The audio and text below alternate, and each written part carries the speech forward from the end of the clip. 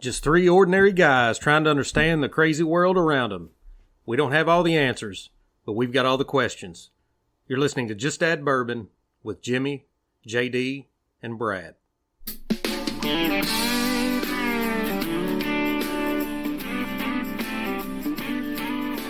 Welcome, everybody, to the Just Add Bourbon podcast. I'm Jimmy Don Kerr. I'm Brad Broaddus. And I'm JD Damon. Guys, it's another beautiful Sunday evening here in the hills of Eastern Kentucky, and we've got a lot of good stuff to talk about. But I think the first topic that I really want to get into is something that's a little more local and probably means a little more to us because it actually pertains to high school football, and we talk a lot about that on here.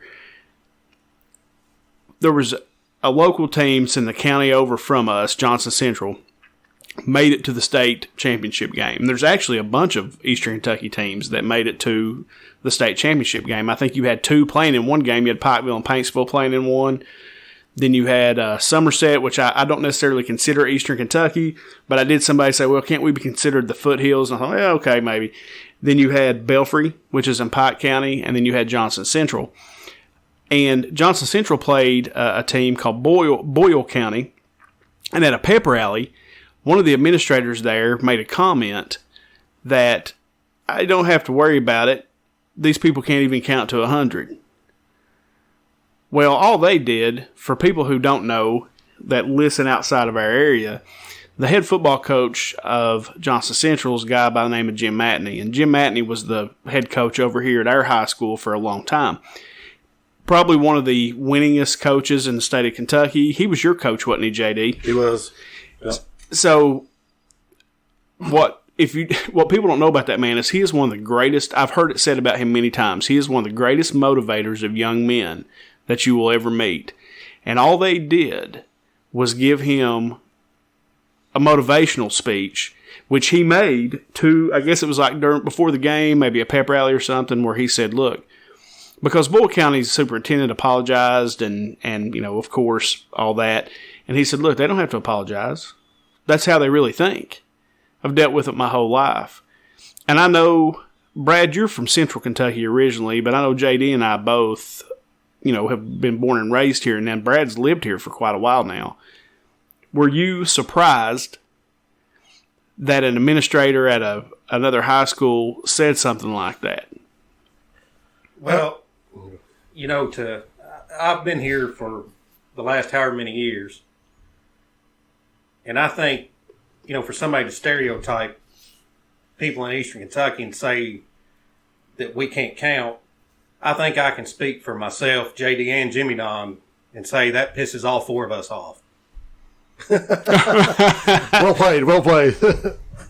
No, seriously, I'm obviously from Central Kentucky, and I dealt with the same thing when I went up north. That's what people think of Kentucky. So it's kind of interesting to me that you get the same thing even within the state. But it wasn't a good thing, especially that an administrator would say that. I know why everybody's upset about it. I also know that those are the types of things that get said about other people. Right. It doesn't matter who you're talking about. I don't know, JD, what kind of locker room talk you all have when you're getting ready for games. But coming from an administrator, it definitely wasn't a good look. Well, I think that's the kicker on this thing is that this wasn't locker room talk. This was, in front of the whole school. And they got new cameras were rolling. Obviously you can see students in the video had their phones out recording this guy, and he was just letting it rip. And I understand people get caught up in the moment. And but it's like Coach Manny said, they really let known how they felt. What I don't understand is why you would take a team, like to your point, Jimmy, to give a team like Johnson Central, who is a good football team, and give them that kind of motivation, to me, was an asinine move, especially knowing their head coach is somebody like Jim Matney, who thrives on being the underdog anyway. He's been to the state championship game the last 4 years in a row. But I don't think he's ever played a game where he wasn't the underdog, in his mind and in his team's mind. And I can speak to the motivating powers of Jim Matney, because I'm going to tell you right now, if I was in high school and Jim Matney said, JD, I want you to run through that wall, my only question would have been, where do you want me hitting at? And I would have tried my best to get through it. Yeah, and I don't know Jim personally, but I can only imagine in the locker room that he played that thing up as much. I'm sure it was, hey, they weren't talking about you all. They said the people of Johnson County. They were talking about your mamas. I would say he blew that thing up and should have. But yeah, so the poor guy that made the comment at the pep rally, he's going to go down in history, kind of like the guy that caught the foul ball in the Cubs game years ago, right? He's going to be the guy. They're going to blame him forever and say, well, if he wouldn't have opened his mouth, we could have beat Johnson Central. Yeah, because the Johnson Central ended up winning that game 21-20, and the hashtag that started going around was, we didn't have to count to 100, we only had to count to 21. Yeah. And so, and it was good. It was funny. If you've listened to the show before, we had Daryl from Dave and Daryl Sports on, and I was listening to KSR, I guess it was Friday, and he called into the show. And I thought he said it very well. He said, they don't realize what they've done. They've called down the wrath of the mountains. Everybody took it personal. I haven't cheered for Johnson Central in my life. They were always a big rival. I cheered for Johnson Central yesterday. And Jim Matney's wife is my cousin Debbie, but I still wouldn't cheer for Johnson Central. It's like Kentucky and playing Tennessee. Johnson Central was one of our biggest rivals, but I know that I can speak to it from the standpoint of what Matney said in his speech is that's what they think. And I've dealt with that myself in business because in what I do house loans, but what I do on the back end of that is I package them up and I sell them as securities. Well, the only place that you can really sell those things is in New York City. And when I first started talking to those people, they thought I was the dumbest hilljack that ever walked just because of the way that I talk. When I would say my name, when I would say Jimmy, they would say Jamie. So it sounded that they thought my name was Jamie until I busted their tail on a couple of deals, and now they know to take me seriously. But we've all, if you're from here, you've dealt with that your whole life. And like Brad said, it's not just Eastern Kentucky. And for Eastern Kentucky, it's the other parts of the state. But you get outside of Kentucky, it's the nation thinks I don't care where you're from in Kentucky. So I've also fought with this, not outside the state as much, but in Central Kentucky as well. Before I went to the coal mines, I worked 10 years at Toyota in Georgetown. And I remember being in the break room, and a lot of times you had to give a safety talk. Like each day about, you had to take your turn doing a safety thing. And I remember doing my safety talk, and everybody looking at me like I had a horn growing out of my head because they didn't understand a word I said. And one of the guys, I think he was from Richmond or somewhere, he goes, okay, Jason, go ahead, say it again. I speak Eastern Kentucky. And I never wanted to punch somebody so much in my life. But I understand I got an accent. Well, I don't think it's as profound as a lot of people around here. But because you speak with an accent doesn't make you stupid. That's right. And, and we'll talk about this with a couple of our other topics today, this PC culture. And I just thought it was a stupid comment. But people talk and say things like that all the time. It didn't hurt my feelings in any way. I get Johnson Central was able to take it and make it a war cry. Right. They were getting ready to go to battle, and so I can get where they might have taken that a little more seriously than maybe I did. But like I said, it's not an uncommon thought about people from around here. I thought one of the funniest things I've seen since the football game was over is, of course, Johnson Central ended up winning that ball game, 21-20. But after the ball game was over, everybody from Johnson Central counted to 100 together on the football field. And I thought that was a great clapback, I want to play a little bit of devil's advocate with you, just for a minute. Because as a liberal, I get called a snowflake a lot. And I know a lot of us are just in gist and, stuff. But people talk about, we hurt your little feelings. But now people, I think, have seen, sometimes words do hurt, man. And I think a lot of people are actually sincerely hurt by this a little bit. Because this guy said what he really thought, and it hurt some people's feelings. And so I think we need to take a minute to understand that when you're talking about another group, that's how they feel when you speak about them. Mm-hmm. And so, I've seen a lot of crying on Facebook by a lot of people who call other people snowflakes. You know what I'm saying? Right. So I think we all should take a minute it's always easier when somebody else is being talked about. Does that make sense? Right. No, absolutely. And so, be careful with your words. I mean, I'm not saying be politically correct all the time and always use the right adjective, the right verb. That's impossible to do. But you don't have to be harsh to people. Well, and, one of as far as in this politically correct world that we live in, hillbillies are some of the last people that you can make fun of, and people think that's okay. I mean, if you make fun of the gay community, the black community, the Hispanic community, the Muslim community, go down the list. The white community. Oh, no. It is. There's a PC outrage, but now you can still make fun of hillbillies. And again, like I said, I was raised up to be a little tougher than that. That kind of thing doesn't necessarily bother me. But I did think it was interesting, and I said all they did was give Jim Matney a motivational speech, and they went down there and won that ball game. And like I said, there was hashtag, I saw Debbie post last night, it's hashtag headed back to the holler. Yeah.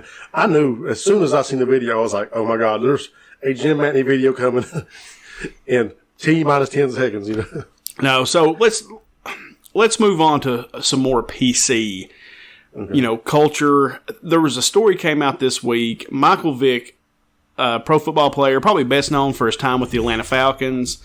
He ended up in a dogfighting ring, was arrested. There was some illegal gambling going on. He went to prison. I think he served around 18 months, something like that. Paid a bunch of fines, ended up having to file bankruptcy. Ended up coming back to the league. I think he played for the Eagles. He played for the Jets and the Steelers until he finally retired.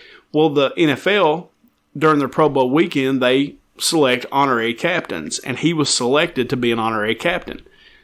Well, once again, somebody got word. It was a lady, I think, said she saw it on Facebook and got on change.org and started a petition to have him, removed as an NFL captain during the Pro Bowl. And that was another one of those situations where I kind of thought, look, really, the guy served a jail sentence. He went bankrupt. His reputation was ruined. And from all accounts, best I can tell, he has lived a pretty good life since all that went down. He's done a lot of work for PETA, things like that. JD, where did you fall on the whole Michael Vick story? This was 2007 when he went to prison. It's been 12 years ago. To me, I'm all about second chances, man. I'm about people redeeming themselves. I've done a lot of things in my past, guys, that I don't want that to be remembered to me, who I was. I made some crazy decisions and done some awful things. And I don't think that defines who I am today. And I'm hopeful that other people feel the same way. I think at some point you have to give these guys a chance, let them move forward. How long do we hold this over Michael Vick's head? Forever? So 12 years ago, it's time to move on from that, I think. That's my take on it. Well, that's my take, too. I think you said it well. I've done a lot of dumb things in my life. I would hate to think that I would be judged for something I did. When he probably did that, I bet he was in his 20s. Young man, had all that money. Probably I don't know what his family life was like. JD, do you know what his family life was like as far as coming up? Did he come up? He came up pretty rough, I think. Inner city kid. And I think, he was in this dog fighting rink. But I think that was part of his culture growing up. He even said that, I grew up doing this. I didn't know it was a bad thing. I'm sure he knew it was a bad thing, but it's like these guys stealing copper around here. It's a bad thing, but they know there's a lot of people that do it. A direct correlation around here would be chicken fights. Oh, absolutely. I went, you know how many times I've been to the chicken fights? I can't count. Was that right? Yes, dude. My dad used to fight chickens. I used to go with him to the chicken fights. And it was fun.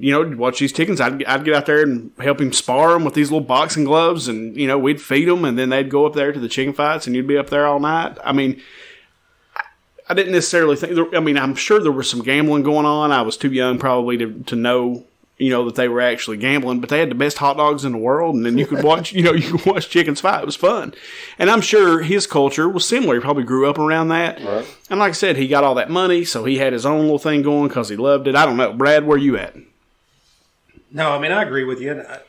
Obviously, if you read some of the stuff about what they did to the dogs or how they killed some of the dogs, I understand people's outrage of why that upsets them. But the guy served time, and it's not like he was in some halfway house where they were playing poker and whatever. I mean, he went to Leavenworth.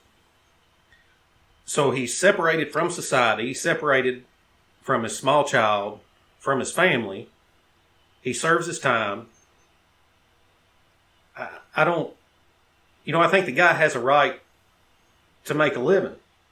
And, as far as you can say role model this or that, if we're depending on NFL players or Hollywood actors or whoever to be role models of our kids, then I think that's more of a parenting problem on our part than it is them. Again, I'm not condoning what he did, but it was a pretty harsh punishment for somebody. I mean, he was in the prime of his career. He was in his 20s, and he served his time.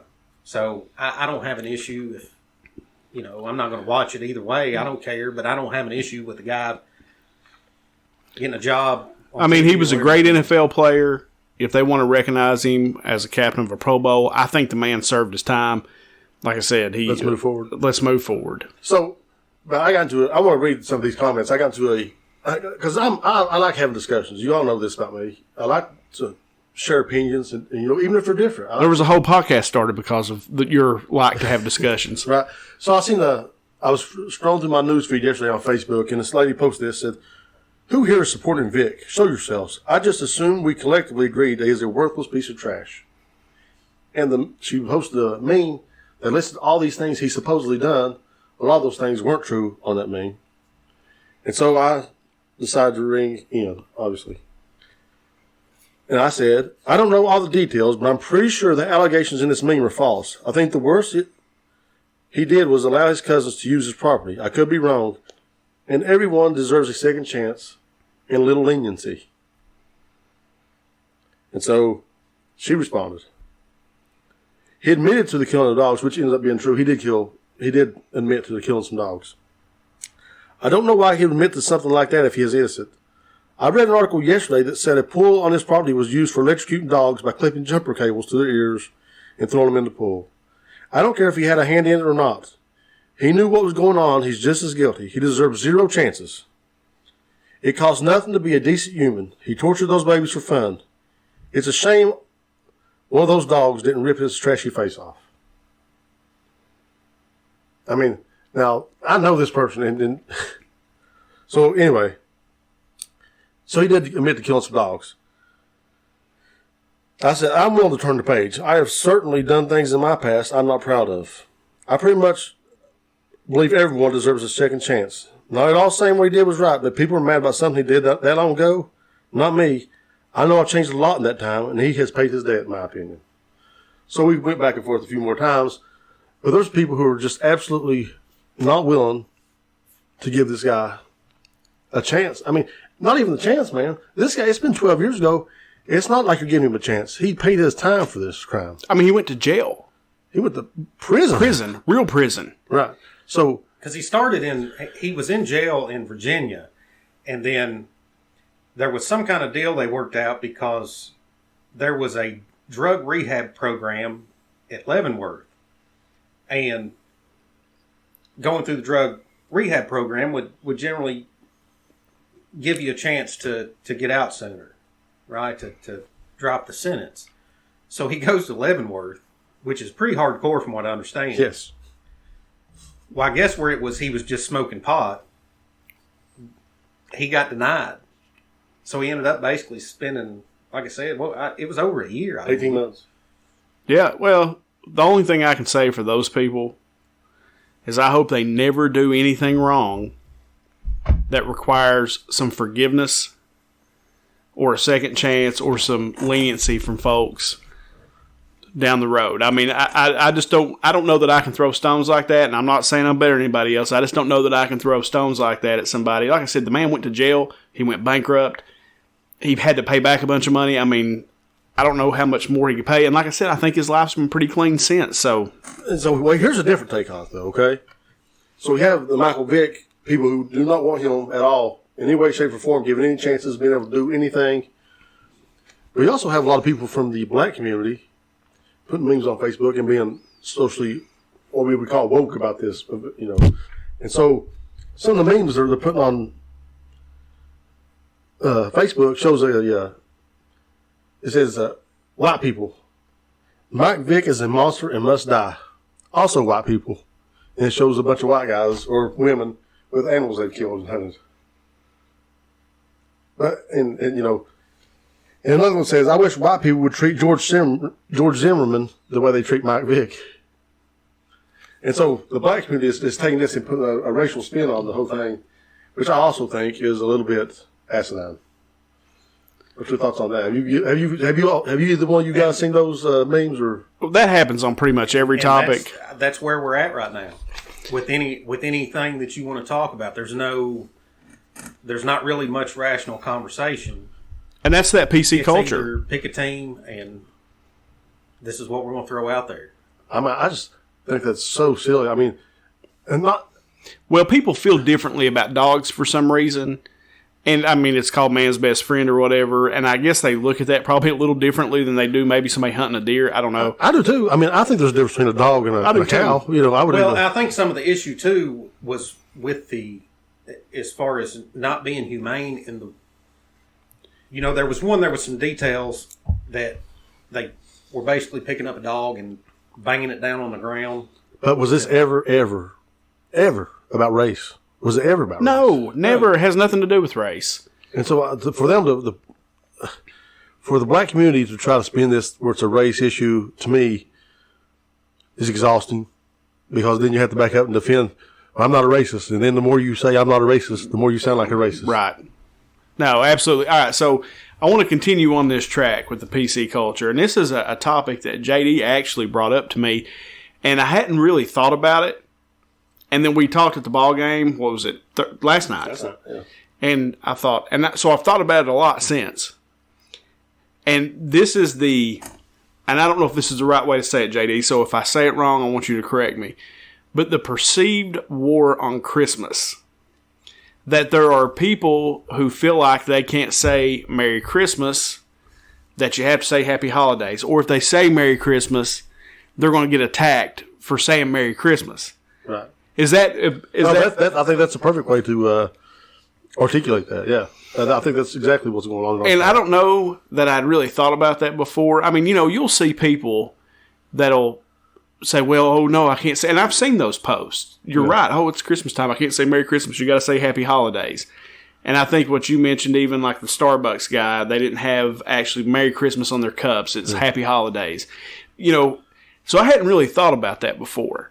And I thought, well, you're right. My first response to JD when we were talking about it the other night was, I was like, dude, who cares? Yeah. If you want to say Merry Christmas, say Merry Christmas. If you want to say Happy Holidays, say Happy Holidays. What does it matter? I was literally raised in a church around here. Yeah.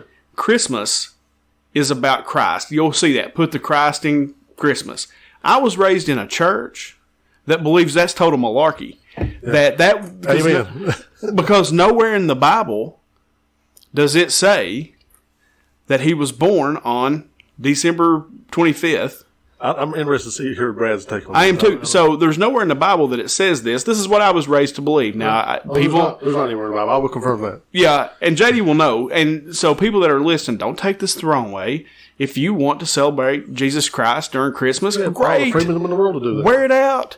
If I don't believe that is the case, so what? Do what you want to do. Yeah, I think it's just another thing with the word.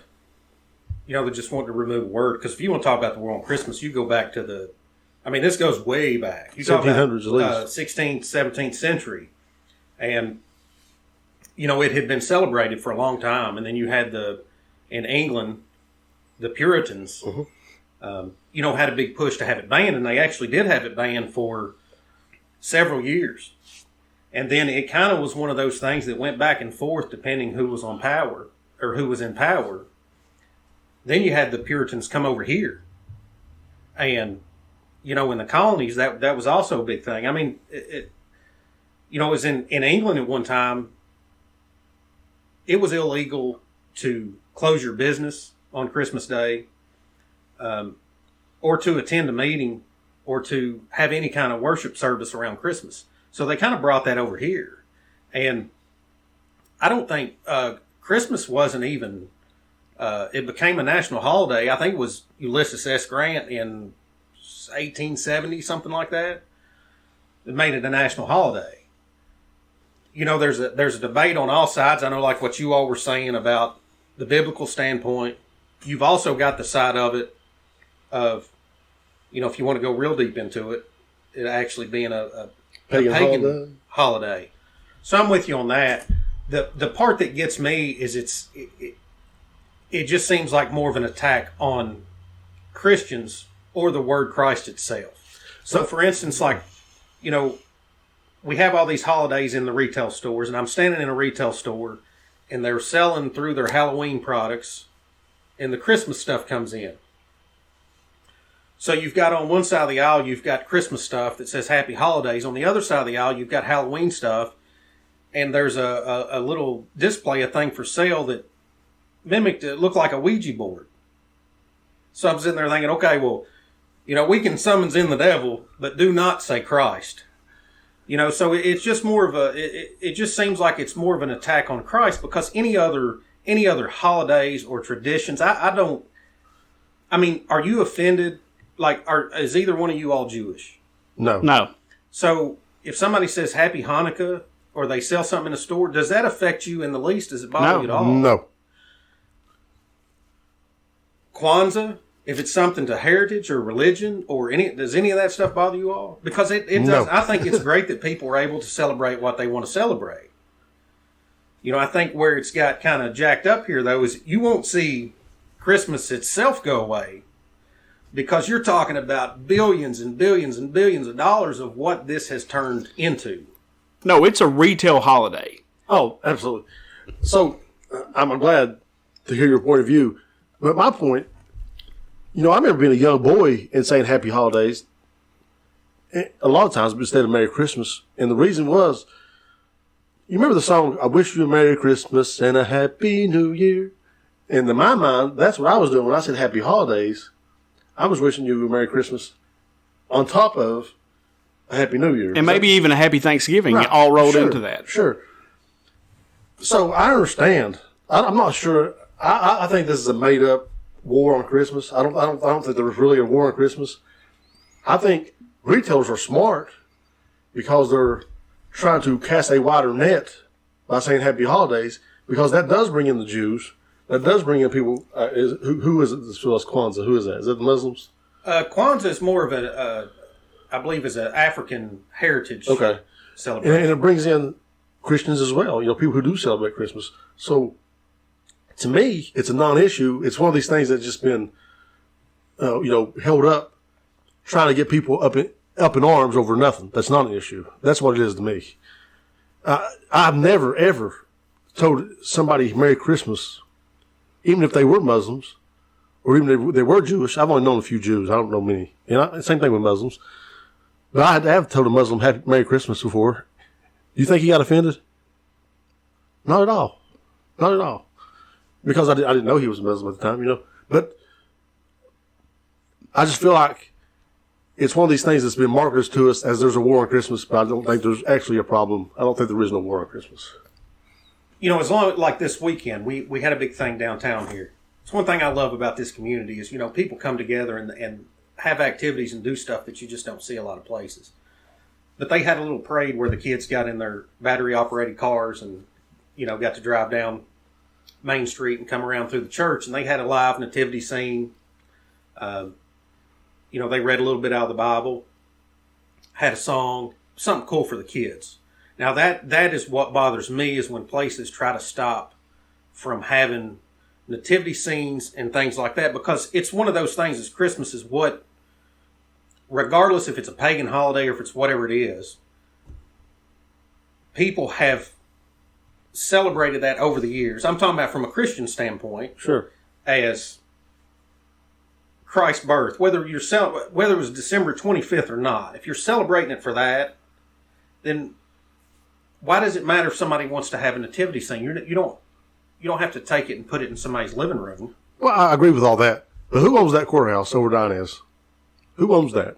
The taxpayers. The taxpayers do. So what are those taxpayers? Aren't all Christians? Is that nativity scene now represent them or no? So we should take those things down, though, for a couple people, because then where does it start? Well, I think if you got the minority, then if two people want it, do you put it back? No, I don't think so. I think I believe in separation of church and state. And without the nativity scene, there is separation. With the nativity scene, we now cross that line, right? That's an interesting point that I had not thought about. As far as the separation of church and state, if you're really looking at it that way. That's an interesting point. I'm going to have to think on that one just a little bit. But it was actually what I'm talking about was at the church. Oh, no. We're talking about at the church property. Because the separation of church and state was not to keep the church out of the state, but to keep the state out of the church. The church, right. Yeah, but I think it works both ways. Now, let me go back to what you were talking about then. If you were talking about a church or a group of people wanting to have a nativity scene in their yard, at the church building, wherever, that's not, being funded by the lights that go on the nativity scene aren't being funded by the government. It's not on a government property. There's no way I will ever believe that the state should interfere with your personal beliefs in any way, shape, or form. If you want to be the holiest Christian that's ever walked this face of earth, you should be allowed to do that.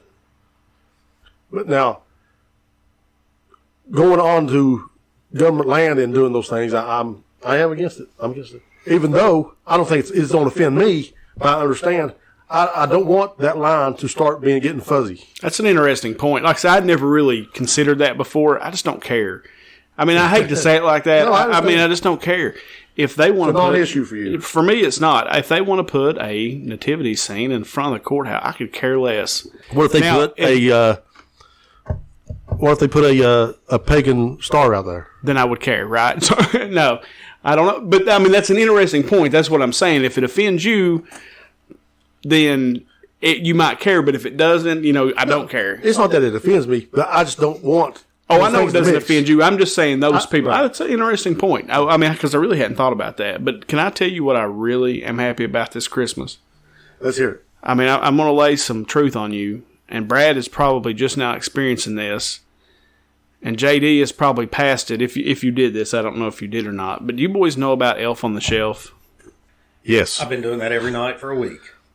So. Your girls are finally back. We're past that this year. Woo! And I'm a happy man.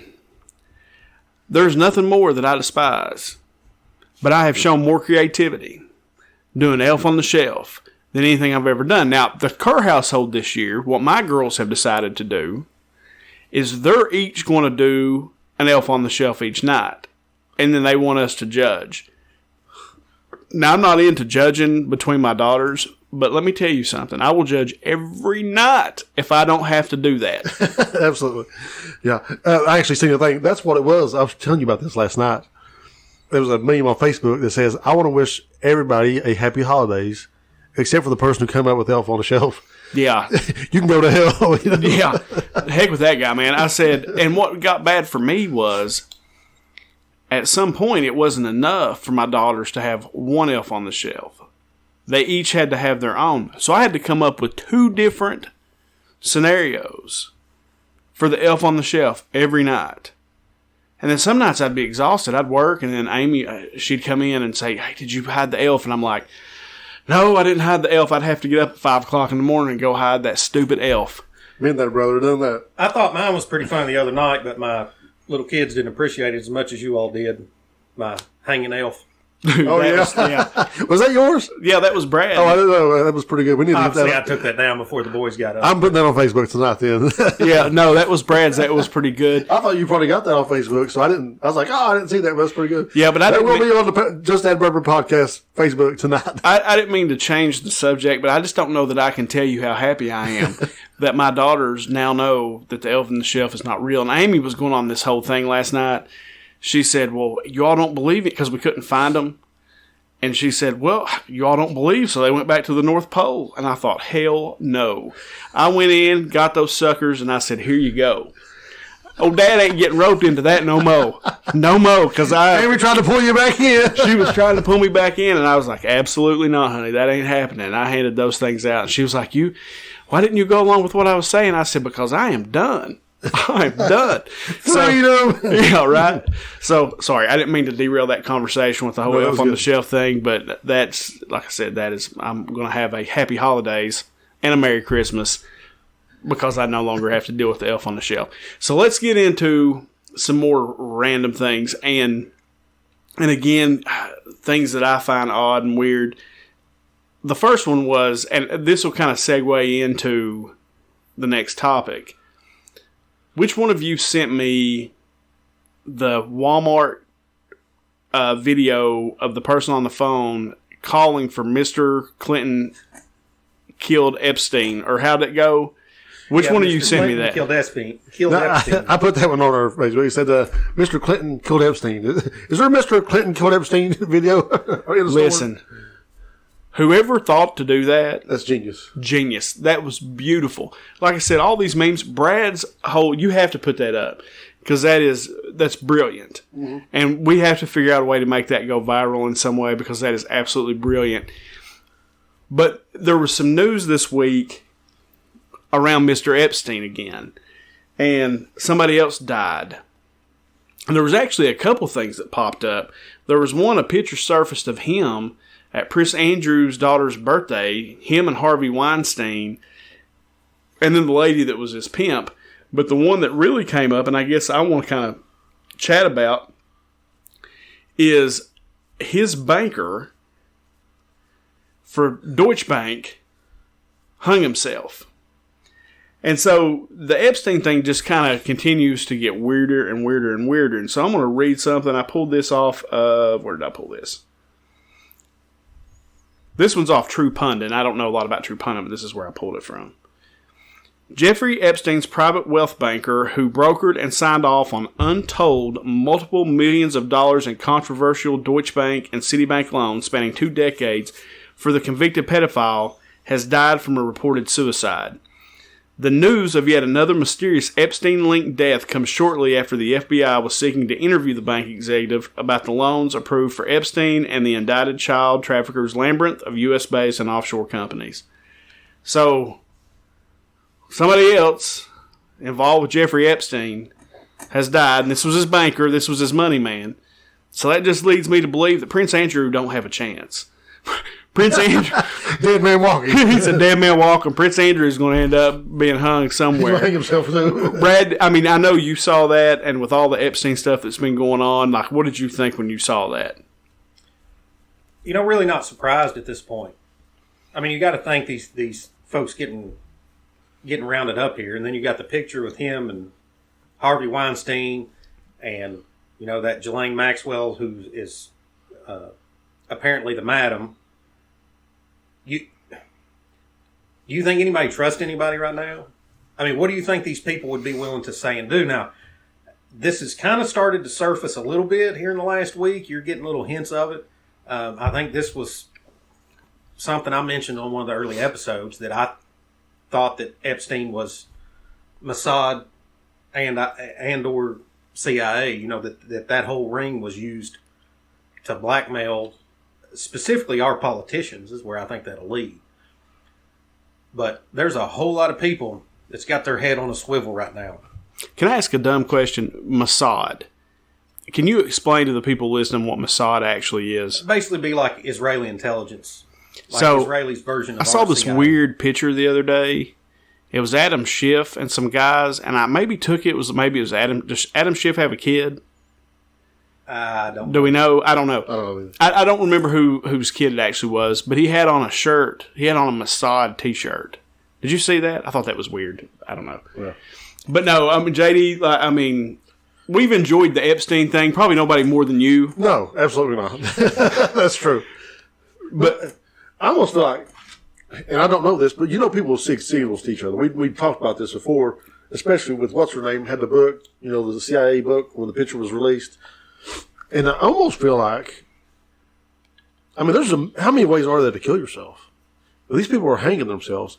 So now I'm thinking, Epstein, let's give him the benefit of the doubt, or let's give whoever the benefit of the doubt that he killed himself by hanging. And now this guy's killed himself by hanging. Like, it's almost like, are they trying to send the signal to somebody about something? Like, are they trying to tell somebody? I don't know. Well, because I feel like if the same person was behind these killings, they would at least be more creative and not do that. That's just off the top of my head, though. Yeah, and I mean, if you want to get into something interesting and do a little homework, just dig up the number of people that have hung themselves with red scarves. So, when you start seeing patterns of things, people doing something a certain way, I think you're absolutely right that a lot of this stuff is about messaging. Because every time this happens, how many people do you think that are getting ready to come forward are thinking, I'm not sure about this? Well, that's the thing, too. I mean, this guy was about ready to be interviewed. And people knew he was about to be interviewed. I mean, there's something that's not quite right about this. Because I kind of got into it. And it's some high-level finance. But he was involved with a guy who was actually, kind of the oversight for this type of stuff at Deutsche Bank and Citibank. And the first time Epstein got in trouble, they closed off his account, so he moved everything to Deutsche Bank. Well, this guy went too. Right. And then he brought guys over with him. And there was a whole web of people designed to give him these loans. And nobody asked any questions. Well, from what I read, it's not only, this is how well connected Epstein was, is that he owed Deutsche Bank, I think, like $30 million or $25 million. I mean, we're not talking about $200,000. We're talking millions of dollars. But they said that it didn't matter because Deutsche Bank was coming out ahead because of the people Epstein was bringing to them. Yeah, he had brought so much business to them that they so many big fish that they ended up making more money. They didn't even care. That's connections, man. Yes, it is. That's connections. But again, think about the big picture. I mean, to what you just said. So how do you think these people get in these positions of power? I'd say in most cases, not all cases, but you take somebody that you can blackmail, you make them the head of these corporations, then what are they going to do? They're going to work, they're going to play ball, do your bidding. I mean, and apparently these guys had all been to his island. Yeah, like they'd all been to the island. This guy, from the articles that I read, when he went to New York City to do business, he was staying at, Jeffrey Epstein's condo, and so it's just crazy. It's been a crazy story. I don't know. And I think it's just going to continue on. We'll see who dies next, but it'll be who commits suicide next. Well, my money's on Prince Andrew. Yeah, I'm with you, JD. I said Prince Andrew don't have a chance. So probably maybe a little sadder story is there was a shooting on one of our naval bases down in Pensacola, Florida. And it was from some Saudi guys that were over here doing flight training. And I don't know, like I said, I was telling Brad on the way up here, I was doing research on this because I hadn't seen a ton. Anytime anybody, there's a shooting like that, you hate it and you're concerned. But in the research that I was doing today, I found one thing that kind of stuck out to me, and you guys may tell me if I'm just being stupid. I don't know, but it kind of stuck out to me. And then I'd kind of like to get your all's take on what you thought of this. So, I'm going to read this off NBC. It says, while the FBI is presuming the fatal shooting of 3 at a Pensacola, Florida naval base on Friday was terrorism, it has yet to declare an official motive. In a news conference Sunday afternoon, Rachel I. Rojas, the FBI special agent in charge in Jacksonville, said federal, state, and local authorities are investigating the attack by the suspect identified as Mohammed Saeed al-Shamarani, 21, a second lieutenant in the Royal Saudi Air Force who was training in a training program at the Naval Air Station in Pensacola. A sheriff's deputy killed him during the attack Friday morning. Now, again, and this may not be, as far as the discussion is concerned, anything. But I just have the question. While I was looking this up today, every story that I went through had it tied to a terrorist act. Mm-hmm. Except for one. And that was CNN. And CNN's headline was the exact opposite of that. It said, has not been tied to a terrorist attack. I just thought that was weird because, we'll get on here and talk all the time, but you got the MSNBCs and the NBCs. It's the This is the mouthpiece for the machine or whatever. They all said the exact same thing. Now, it took them a few days to come out and actually say that. But then the CNN said the exact opposite. I don't know. I just thought that was weird, and that probably has nothing to do with the discussion. I just found that odd. No, what I think is interesting about it is what you said before that, though, is because they tied to, so all these news outlets are tying it to a terrorist attack, but no terrorist group is coming forward and taking credit for it, right? So it makes me wonder why all these people are tying it to terrorist attacks. Well, I think because you had the shooter hosted a dinner party before the shooting and had people there, and they viewed mass shootings. And then there was also 3 people that were filming the shootings. Yeah. And I don't know if you all heard this. I just saw this today, but there's, I think, 10 people as of yesterday, 10 Saudi students that they had on base there. But there's a number of them, up to like 10, that have went AWOL, and they can't find them. And I'm wondering, how does that happen? Like, how do you get off a military base? No, you're right. I mean,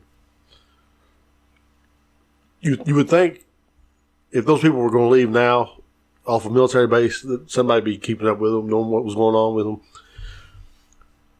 But, my question goes back to this being a terrorist attack. And I understand, man.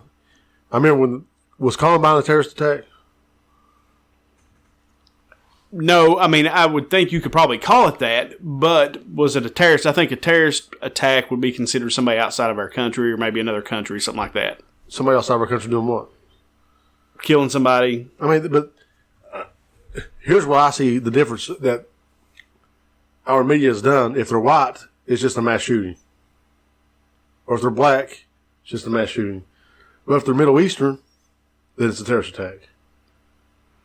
So, I mean, I don't know. I'm just, from what I've observed, that's what I've seen. And I understand, I've seen that. But I mean, I would think Columbine would be too. I mean, the definition. You would call it, but I've never have I heard Columbine been referred to. A person who uses unlawful violence and intimidation, especially against civilians, in pursuit of political aims. So Columbine was pursuing political aims? Well, I mean, maybe not Columbine. Right. I get you. I understand what you're saying. But what I'm saying is you've got a number of students from one country that are on a military base that are involved or either went AWOL. They watched these films of, it wasn't like I don't think a case of workplace violence where some guy got pissed, started shooting a bunch of people, and then people started filming it after they had watched videos of it. Am I wrong in saying that there was actually 3 students who actually filmed the actual attack? They were Saudi. Were they Saudi people? Yeah, they were Saudi. They were all Saudi. So the other thing for me that's kind of weird, and I don't know, we're just getting the stories that we see here. I don't know every angle of this thing or what's going on, but you would think there would be more things in place in these situations if we're training students from foreign countries on our military bases. Because, I saw some people arguing earlier, and they were coming out saying, well, see, that's what happens because you've got all these guns on military bases, and they should have been able to stop this shooter. But as far as I know, on military bases now, aside from the military police, the arms are locked up in an armory. That not all of the people in the military are armed on a base. No, I don't know if that's ever been that way. I don't know. I can't speak to that. I think it changed about 20 years ago. Okay. I mean, I remember being at Fort Stewart and Fort Knox and all these places, and that was always the big thing, like because they didn't want people walking around with AR or what we call ARs. They were actually M16A2s at the time, and they wanted to keep account of those weapons, so they kept them locked up. But I don't know about civilians. I said that wrong. Not civilians. When you was off the clock, as in you're not doing military exercises, you're not at work as a military soldier. I mean, I don't know that you have to turn your arms in. Yeah, I don't think you can have a weapon on a base unless you're a military police on your person. Well, that's interesting. I didn't know that. Yeah, that's interesting. But no, I mean, of course, it's sad. And then, I was reading about it and I thought, I don't know, that's weird. Let me add one caveat. There has been one person that was white that has been called a terrorist. That was Timothy McVeigh. That's what I was just going to say, So Timothy McVeigh. Timothy McVeigh would be the exception to that rule.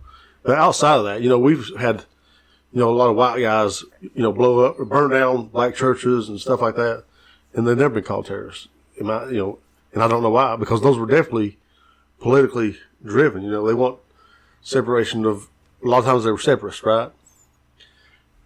And it's just interesting to me that we want to give that label to Middle Easterns and not people who are doing it. Because if you think about terrorists, think about these gangs.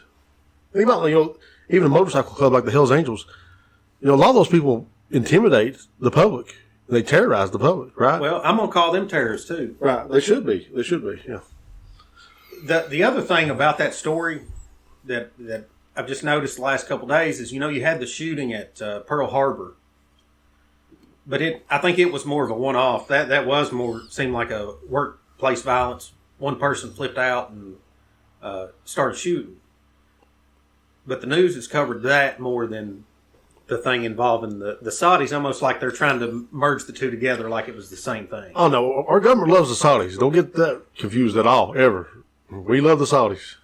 Yeah, But now they've been a good partner in a lot of ways, too. So, look, guys, we're getting reasonably close on time. A couple other things I wanted to hit on. Just, I don't want to get into a big in-depth discussion on these things, but just kind of highlight things for people. The impeachment this week, I think we've all got impeachment burnout. But I think, what did I see this week, Brad? I know they had the professors in there, the constitutional law professors. I was actually in Martin County that day working, so I got to watch some of that. It's about what you're used to seeing. But I think I heard over the weekend that they were going to go ahead and try to write these articles of impeachment and maybe go ahead and try to impeach the president. Is that you guys take? Yeah, is that your take? That's what I understood. Yeah, and I've been saying I think that's fine. Take it to Senate and see a trial and get these people in and let it all out. But I'll tell you one thing I think we will see here. If this goes to the Senate, and I hope I'm wrong about this, but, one thing you two understand, I don't trust anybody. I don't trust either side, right? But I think that you'll probably see the true colors of the neocons on the Republican side, because if it comes to Senate and they feel like they've got some leverage, I wouldn't be surprised if right off the bat, if you don't see us trying to go to war with somebody somewhere and get this money flowing again. That was actually, I had that same exact thought last week about, it's about time for a war to distract these people from what's going on, because I don't know if you guys remember when Bill Clinton was going through impeachment in the 90s, we started, we sent A-10s to, I want to say Bosnia or somewhere, and we just, dropped some bombs on them, But, and I'll let you give your prediction of what you think is going to happen, but I almost think that when this thing goes to the Senate, and I told you guys they was going to deliver the articles of impeachment. When this thing goes to the Senate, I don't expect this trial to last very long. I expect they're going to shut it down pretty quick. What do you think, Brad? You think they're going to open up the books and kick open the door and let everybody just testify? No, I think this is more for a Senate. I think in the long run, as far as the presidential race, I think for the Democrats, this is a kind of a kamikaze mission. But the only play I can think that makes sense is if they're doing this to try to take back the Senate, thinking that you've got some people in the blue states that are Republican senators, so they can come back and have that, sow that down and say, well, look, this person, we had a president who should have been impeached and they didn't vote for him, whatever. That's the only thing I can see with that. But I agree. I've said that for how long? I've said that for 6 weeks now, 7. I think that this is a lot bigger than what we're seeing here. I think that we are just at a surface level with not just the impeachment, with all of this stuff. You are seeing a war between the factions of the elites right now. And again, whether you like Trump or not, think of the things that we've talked about for the last 3-4 months. You've got the royals now involved, tied into these people with the Epsteins. No matter where you stand politically, do you feel like that you know more about the way the world works? Do you think you have learned more in the last 3 years than you knew before? As far as corruption, we talk about the media burying these stories and this different stuff. So again, regardless what side people are on, nobody trusts the media like they used to. So I guess my question is, if you had, and in my opinion, and this has been my opinion for many years, that the people that we've trusted the most on both sides, Democrats, Republicans, whoever you throw in there, have been laundering taxpayer money through military aid, humanitarian aid, all of this different aid going to these different countries, that they have been sending this money to these countries to fill their own coffers. They go into these non-government organizations. They come back through these foundations. And you can go way back, and I think the foundation thing will be exposed at some point. But if you go back early 1900s, go back to the Rockefellers, the Carnegies, and these people. The whole reason this foundation thing came up is because it was a way that they figured out that they could write off this money by doing these foundations.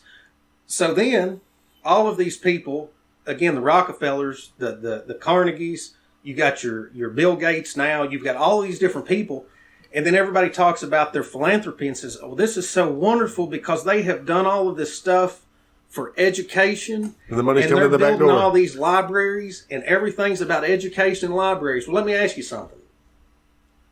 If you were wanting to take a population and put your spin on it and change history,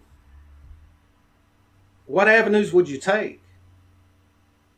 Who controls the information? The schools? Where do you get your books? From the library. So, I mean, this thing goes way back, but again, I think when we get to the point where people actually see what the people they've trusted their entire lives, what they have done with our money, that it would be pitchforks in the streets. I agree. They send this money out the front door, as it was government relief, and the money comes in the back door through these foundations, right? I agree with that wholeheartedly, and I hope it's all exposed.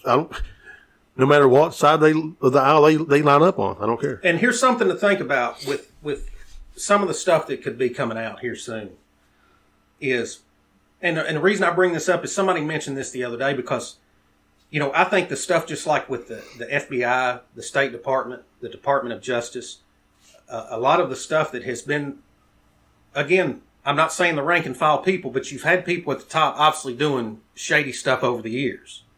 And they said, well, if they know that these people have committed these crimes, if it's that bad, then why can't you just go in and wipe everybody out and expose all these crimes? Right? Like with the FBI changing 302s and doing all that stuff. But think about this for a second. Think about the big picture, the backlash of this. There's a certain way that this information has to be rolled out. Okay, so think if they came out tomorrow and they said, okay, all of these heads of the FBI for the last 30, 50 years, whatever, have been involved in crimes, they've changed information, they've done this with witnesses, they've done that. So what happens to every case over the last 50 years? Right, so you take that into the Department of Justice, you take that into the State Department, whatever of the organizations that you want to get into. Then you're also talking about things that apply on a global scale. So if this stuff gets busted out in one day, you're talking about something that could kick off World War III. So it's very tricky the way that these things are going to have to be handled as the crimes come to the surface. Am I making any sense there? Yeah.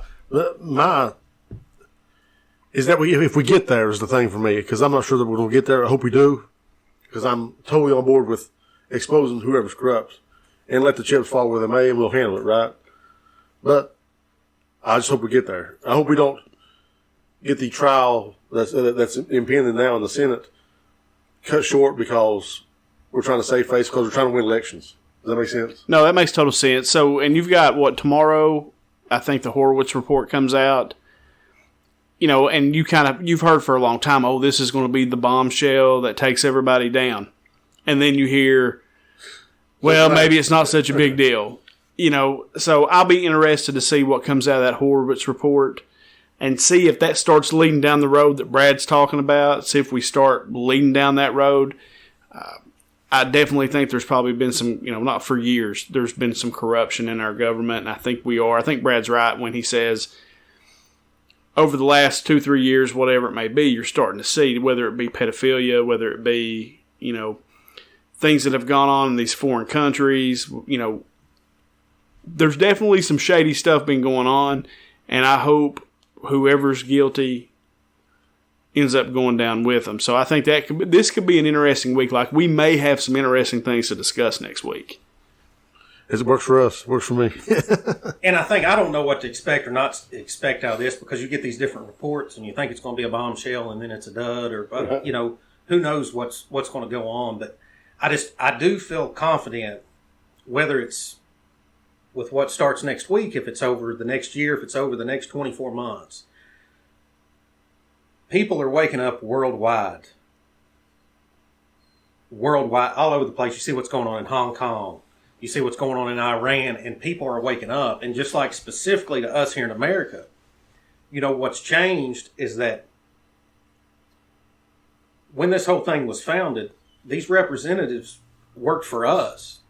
We told them what to do. Well, over the course of our lifetime, most people have kind of been brainwashed now into looking at them as some kind of royalty, that they're over us and tell us what to do. Do you all feel that way?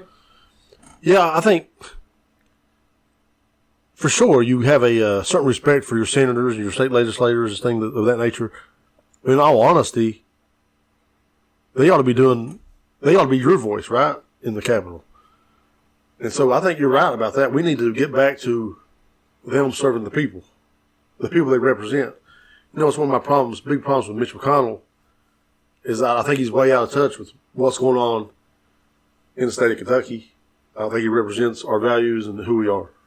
Well, just like, and again, I don't want this to seem like I'm taking a shot at Obama, but it kind of leads all back to the same thing. You saw he just bought that Martha Vineyards mansion for $11.1 million. Where did Obama get that kind of money? I mean, he's been a public servant. As far as I know, he's been a public servant. Those guys don't make, millionaire money. And he bought an $11.1 million home in Martha's Vineyard. Being a government servant is not meant for you to get rich off of. You're there to serve the people. And again, maybe I'm off base. Maybe he's getting paid $500,000 for speaking fees, and I just don't know. And he's making all kinds of bank since he's a former president. But really, and I don't care if it was anybody. If it was Mitch McConnell's a rich man. He's been a politician his whole life. Look at everybody, both sides. Look how many of them have been in office for 25 plus years. Some of them 30, 40 years. A congressperson makes about $174,000 a year, and I think a senator makes about $225,000, something like that. I might be off, but you'll see these people that have very little net worth. They make a couple $100,000 a year, and then 10 years later, they're multi-millionaires. And it's crazy because it's bipartisan. It's on both sides. Dude, it's on both sides. It's crazy, and it's almost, I feel like a lot of it. They run these campaigns, they spend all this money. And understand, $174,000 is a good salary. I mean, that's a nice living. But almost like it's the information. The inside deals, and this is a stupid example, but it's the only example I can come up with right now. This house over on Washington Street's open for $120,000. You want to buy it, you can probably sell it for $180,000. It makes sense. But that happens on a much larger scale. The farther you move up the ranks, as a representative, as a senator, finally as the president. And I wasn't saying Obama because I just read it. No, I just happened to read that. I understand. And because you're right, it's on both sides, brother. I mean, these people come in there. Look, $170,000 a year is a lot of money. It ain't I'm buying a house for $11.1 million kind of money. Sure. But just going back to what I was talking about a minute ago, you get in. If you're the one writing the bills or you're the one passing them, you're approving this stuff, and you say, Okay, well, I'll tell you what, and I'm talking from another country. Okay, you give us $6 billion in aid, and then I will put $5 million into your foundation. Sure. I think those things are happening all the time. So let me ask you this, and take Trump completely out of the picture. So if that is the case, if that's the way that the world is being run by a small number of people, right, a few thousand of people, are controlling this whole deal with the money flowing from here to there, and this money being laundered from taxpayers into these foundations, wherever it's going. If that's the deal, and they're running the Jeffrey Epsteins, the different things you've got going on there, if that's the way it's always been, and somebody came in and shined the flashlight on that and flipped over that apple cart, what would that look like? Pretty much what's going on right now. I don't know what it looks like. I don't know. I don't know. It's an interesting question. It is an interesting question, but I don't think you would hire the same people. You know what I'm saying? Like, you wouldn't be surrounding yourself with the same people who've been there for years and years to help you expose those people. You might be if you're trying to get on the inside of it. Yeah, I don't think that. I don't know. Like I said, I could be completely wrong. I could be, guys. It was a great show. That was fun. I enjoyed the discussion today. We're pretty much out of time at this point. Any other points that you guys want to make before we close this thing up? Mitch, please. Mitch, please. I do want to reiterate how happy I am that Elf on the Shelf is no more at the Kerr house. I can't believe Amy tried to take me back down that road. I thought we were tighter than that. Amy Kerr, if you're listening. She's not. No, she's not. She doesn't listen. But anyway, guys, we appreciate you all listening. Want to thank everybody for the support on the last week's show with Bobby James. We've had a lot of great feedback on that show. It was a lot of fun. It was a nice change of pace for us. We really enjoyed doing it, and I think Bobby had a ball. And got to listen to some awesome music. Dude, I've listened to that episode, which now I like Bobby's music, okay? So I've listened to it 3 or 4 times, but it was...